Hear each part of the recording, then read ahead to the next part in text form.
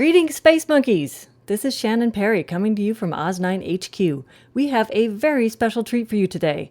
Creators Ian Coss and Sam J. Gold have teamed up with Radiotopia's The Truth to reimagine Karel Čapek's 1936 dystopian masterpiece, War with the Newts. This version of Newts includes a full score of surf rock-infused songs mixed with rock musicians, familiar public radio voices, and TV and Broadway talent. So grab a sandwich or some fugu-dusted popcorn and have a listen to this, the premiere episode of Newts.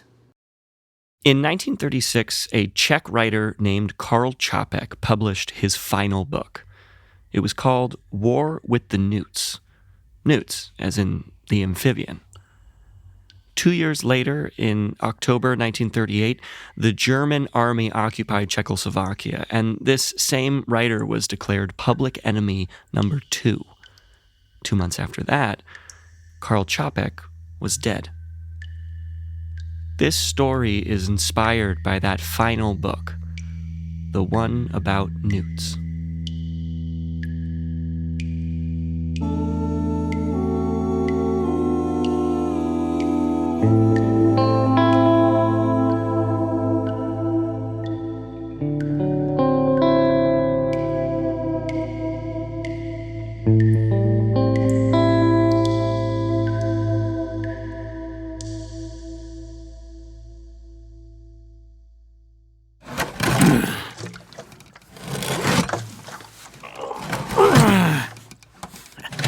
We'll be there in a second. This time something with wheels, maybe. It's hard to know exactly where to begin the story of the end of humanity. I know where it began for me. I know because I was there. That day, when Captain Van Tok knocked on the door. Can I help you? I'm here to see Mr. Bundy. And you are? I'm a sea captain, see? And I've got Mr. Bundy sees visitors by appointment only? Well, sure. I got one of those. Not yet, Ruby. Not yet. Hush, boy. Is that a barrel? What are you... I'm sorry, Captain. Mr. Bondy is booked up all day? Wait, please. Lives are at stake. Lives? They're starving, you see? And it's up to me. So many sweet little lives. And there's business too. Money to be made. Wait, stop. Sorry. No, we have to go back farther. See, to understand why this Van Tok was at the door of one of the most powerful men in Amsterdam, blubbering over a suspicious barrel of water, no less, you have to understand what's in the barrel of water. And to really understand that, we need to talk about pearls.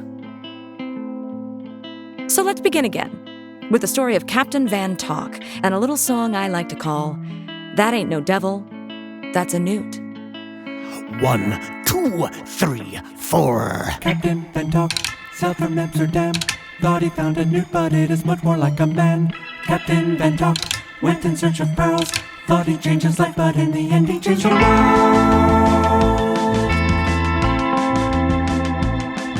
I am known throughout the ports of Europe as a sailor to be sure of. He'll bring the good. I could take a rowboat through Gibraltar and not take on one drop of water. Yes, he could. So when the call came down from Amsterdam, I answered like the captain that I am. Head first, rope in hand, stars be cursed and the seas be damned. The task was a simple one. Pearls. Well, they'd emptied every stretch of shore, but I know a place where no one's looked before. I rounded Malta, the tip of Sri Lanka, and then to an island off Sumatra.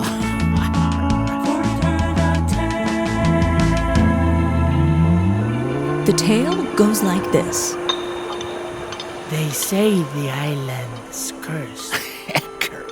sea devils, they say. Like a shark? Not sharks. Proper devils of the sea.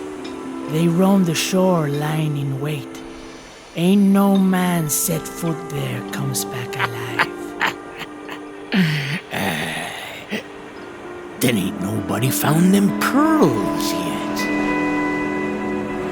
When I heard of an island shunned by man, I went there like the captain that I am, feet first, bottle in hand. The gods be cursed and the devil be damned. For that's what the locals called it, Devil's Bay.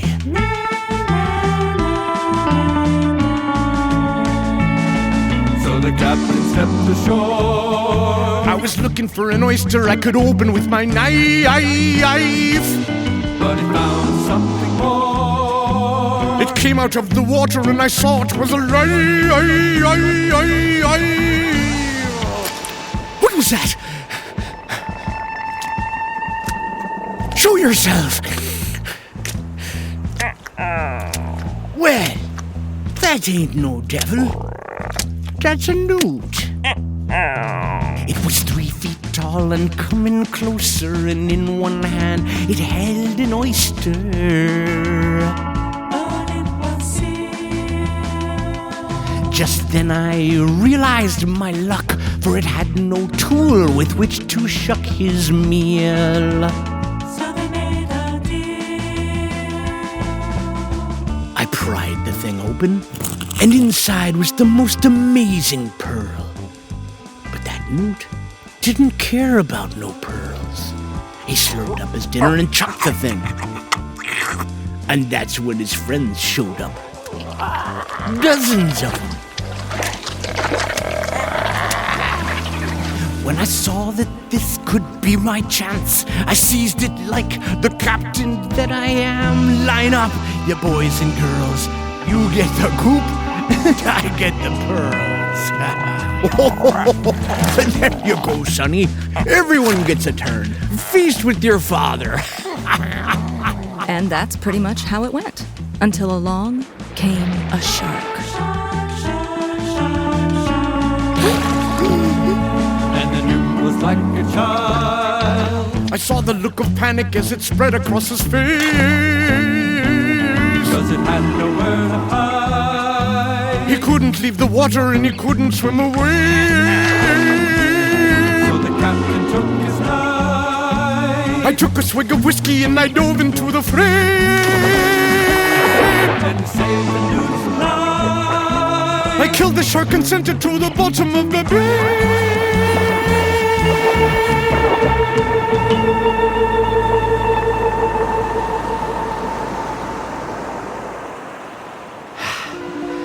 Me newts pulled me back to the shore. And as we're lying there out of breath, it hit me. See, I ain't never done one good thing for nobody, except myself. But tonight, I saved a newt. And that newt saved me. So I made a promise to myself. I'm gonna help these beautiful creatures. I'm gonna teach them how to fend for themselves. Devil be damned. That's what I'm gonna do.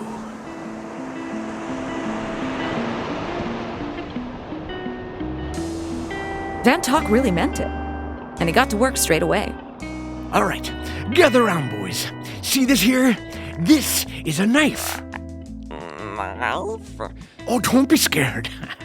You take the pointy end and you stick it right in the back of the oyster, see? Give it a little wiggle, and there you go. Now you try. No. That's the sharp side. Can't be hurting yourself. That's better. You just take it here and the end. Oh! Did you see that? Me boy's a smarty. Nobody heard from Van Tok for months. Most assumed he'd drowned at sea, or at the bottom of a bottle. But the captain was having the time of his life, feasting on oysters and tending to his beloved newts, until a new problem emerged.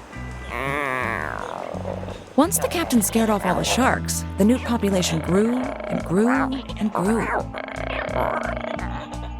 Soon they ate through all the oysters in Devil's Bay. The problem is they had nowhere else to go. These newts can't travel far on land, but they can't swim in the open ocean either. They were stuck. And soon, they were starving. It was all Van Tock's fault. But he wasn't about to give up. Listen up, children. I just need the right kind of ship to get you out of here. Like a ferry, you know? But with a big tub of water on top. A newt ferry. To pull this off, he needed money. The kind of money that was only found in Amsterdam. So Van Tock put his favorite newt, Toby, in a barrel of water, and the two set off for Europe.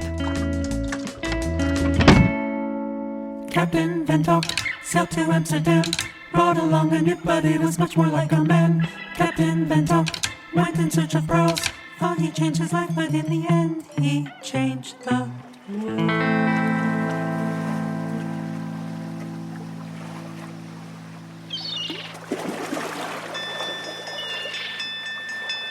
Van Tock knew what these businessmen were like. If it didn't help their bottom line, they weren't interested. So he had brought along all the pearls he could carry, plus Toby, as the living proof. But even still, it was a tough sell. Take those newts, lizards, whatever they are, and bugger off. No, Haven't any time for lizards, Captain. now just hear me out. Crazy fool. Van Tock lugged that barrel all around the harbor, whittling down his Rolodex until there was just one name left. Mr. Bondy. An old acquaintance and the last person he wanted to ask. The captain made a promise to his newts. So he knocked on that door where he met me, working the day shift. Can I help you? I'm here to see Mr. Bundy. And you are? I'm a sea captain, see? And I've got Mr. Bundy sees visitors by appointment only. Well, sure. I got one of those. Not yet, not yet. Is that a barrel? What are you... I'm sorry, Captain. Mr. Bondy is booked up all day. Wait, please. Lives are at stake. Lives? They're starving, you see? And it's up to me. So many sweet little lives. And there's business too. Money to be made. I know, Toby, I know. Just a little longer now. What the hell is going on out there? I'm coming in. What are you doing? Captain, stop! So the captain pushed right past me. Mr. Bundy, good to see ya. He shut the door and dove straight into his story. And they called the place Devil's Bay. I heard it all through the keyhole. And I cut that shark straight up the middle. All building up to the grand reveal of his newt. Have you ever seen something so special? I call him Toby, sir. He's real clever. They all are. Toby, show him how you can shuck an oyster. But before Toby could begin the demonstration, Bondy, who had remained silent up to this point, rose from his chair. The room went quiet. I heard each footstep as he approached the newt.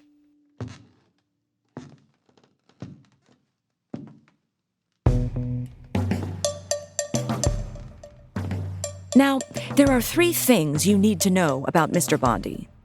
1. There's a stack of business cards on his desk. On each card is printed just one word. Bondy. Not so-and-so Bondy or Dr. Bondy DDS. Just B-O-N-D-Y. Bondy.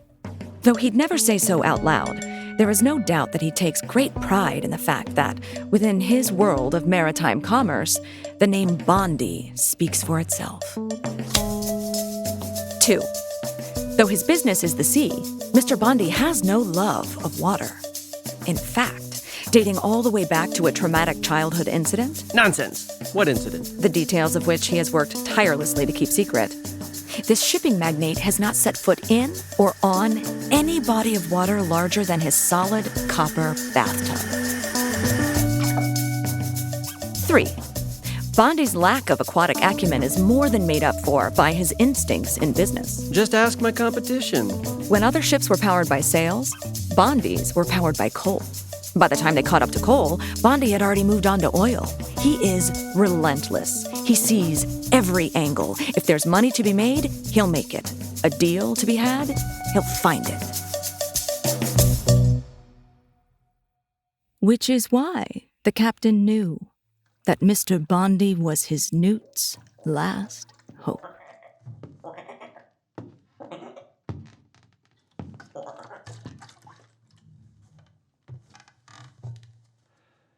What could I do? What could I do? What could I do with a newt such as you? What would I say? What would I say?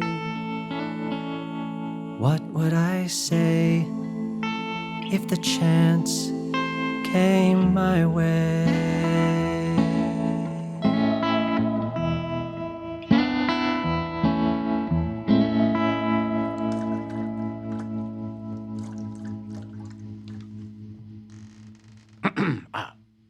Sir, you might want to step back before he pops that oyster. Go on, Toby, just like we practiced. I've seen enough. My doorman will show you out. But he's got these strong little hands, see? They're good for all... Pearls, yes, I understand the proposition, Captain, but however novel your Newt's knife work may be, we've already stripped the East Indies of oysters. There's none left. That's what I'm saying, sir.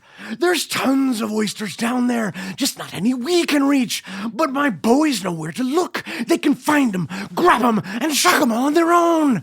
In a dramatic gesture, Van Tok removed his cap. Look! Revealing a whole handful of pearls nestled inside. And that's just a fraction of what we got down there. I'm telling you, anyone who says the East Indies is out of pearls, they don't know my Newts. But Bondi hardly glanced at the pearls. He was fixated on Van Tok's face. Without the hat, the man looked strangely familiar. What did you say your name was? Captain... Well, you can just call me Captain, sir. The important thing is right now my boys are starving down there. We gotta get them out of that bay. Somehow I feel like we've met before. Oh, I think I'd remember meeting you, Mr. Bondi. As would I. I see there's plenty of time for getting to know you once we set sail. Was it London, the annual maritime trade luncheon? I can be ready in the morning, really, Mr. Bondi. No. It's something farther back. Oh, were you the captain that used to run Havana for me? Come on, sir. This is the opportunity of a lifetime. Or could be from my days on the floor of the Amsterdam Exchange. God damn it, Bondi. You're always stuck in that little head of yours. Just shut up and listen to me. Bondi. Van Tok. I'm not sure what you're talking about. Bondi, sissy little blondie. Kick 'em in the arse and throw 'em in the pondy. You're that Van Tok boy. The neighborhood bully. Quite the memory you got there, Mr. Bondi. I knew I recognized you. How long's it been? What, 40 years? You remember much from back then? I know you made my life a living hell. Oh, well, I made hell for a lot of folks, but... You stole my lunch.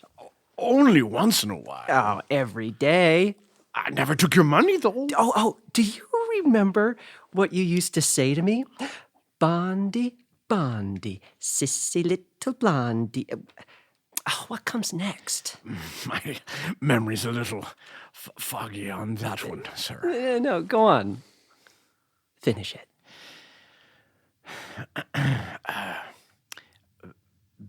Better learn to swim before I drown you in the pondy.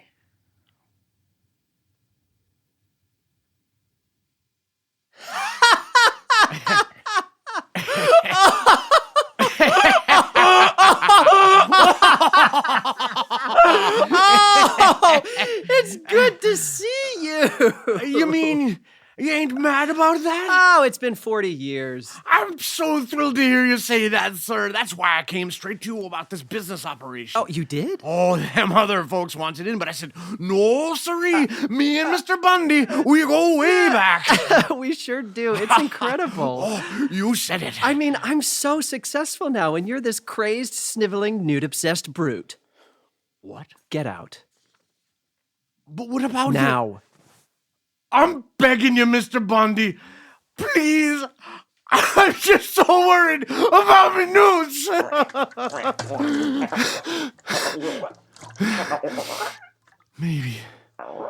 Maybe I was a nasty boy.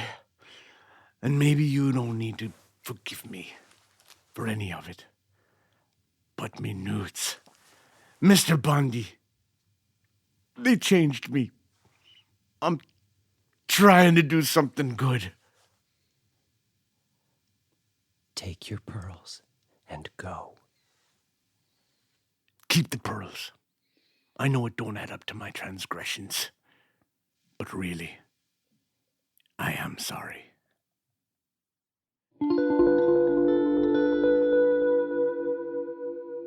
Van Tok looked me right in the eyes as he left. Thanks anyway for opening the door. And then he was gone.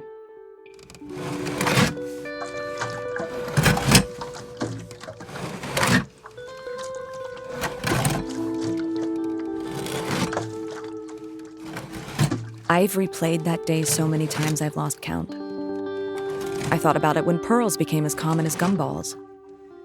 When the fair came to town and people stood in line all day to see a newt in a top hat reading from the evening paper. When suddenly newts were inescapable, and all the women I knew started wearing salamander skirts, skin tight, down past the knees. God, those were uncomfortable. I thought about that day when the Amsterdam canals were converted into breeding pools. When the first newt battalions were formed in the Baltic. When Venice was abandoned to the sea. Every time the water crept up and those croaking sounds grew closer, a feeling washed over me.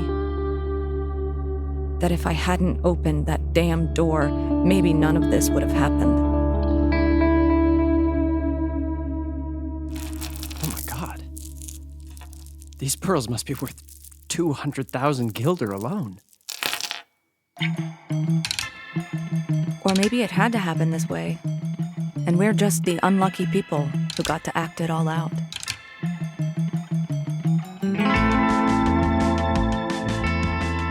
Next time on Newts.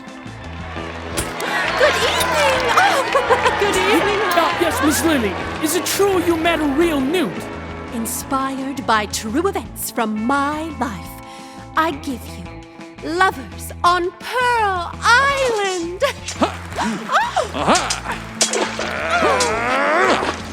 Stop it! Stop it! Toby! Did you hear that? Everything's gonna be all right. Toby?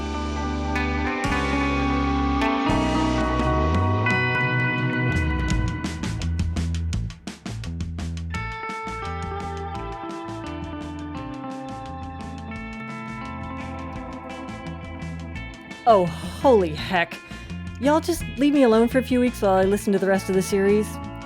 Newts is a production of PRX and The Truth Podcast. Find it wherever you listen to podcasts. Just search for Newts PRX. See you next time, Space Monkeys.